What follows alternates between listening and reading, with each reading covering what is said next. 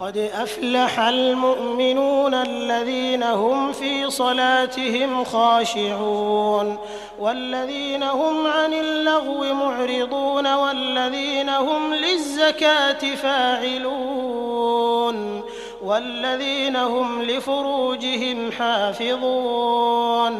إلا على أزواجهم أو ما ملكت أيمانهم فإنهم غير ملومين فمن ابتغى وراء ذلك فأولئك هم العادون